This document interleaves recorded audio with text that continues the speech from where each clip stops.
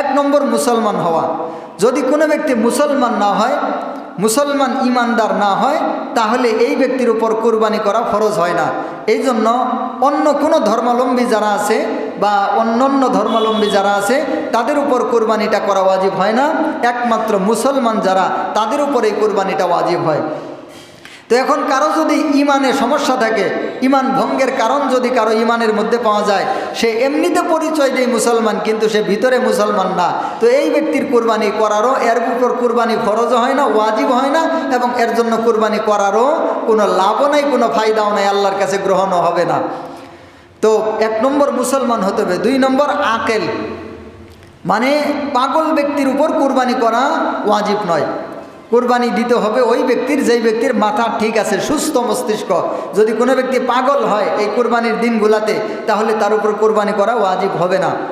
3 নম্বর হচ্ছে বালেগ, সাবালেগ হতে হবে। নাবালেগের উপর কুরবানি করা ওয়াজিব হয় না।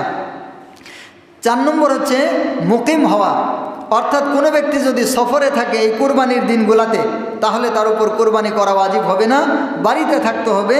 অর্থাৎ মুকিম যেটাকে বলে, মুকিম হালতে থাকতে হবে।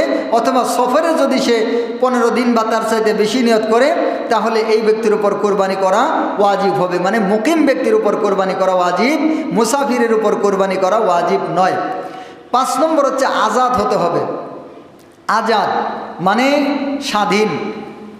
আর যেই সমস্ত ব্যক্তি গোলাম হবে, গোলামের উপর কুরবানি করা ওয়াজিব নয়। কিন্তু এটা বর্তমানে সারা বিশ্বে কোথাও আছে বলে আমাদের জানা নেই। এই জন্য এখন এই বিষয়টা সাধারণত আমাদের মানুষের ভিতরে এই কোয়ালিটিটা নাই। তো আমরা এখন সবাই আজাদ, সবাই স্বাধীন। তো গোলাম এবং গোলাম বান্দা, মানে যারা অন্যের অধীন গোলাম, এদের উপর কুরবানি ওয়াজিব হয় না।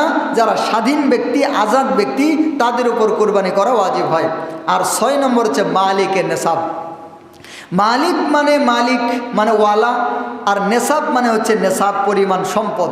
তাহলে মালিকের নেসাব মানে হচ্ছে যেই ব্যক্তির কাছে নেসাব পরিমাণ সম্পদ আছে।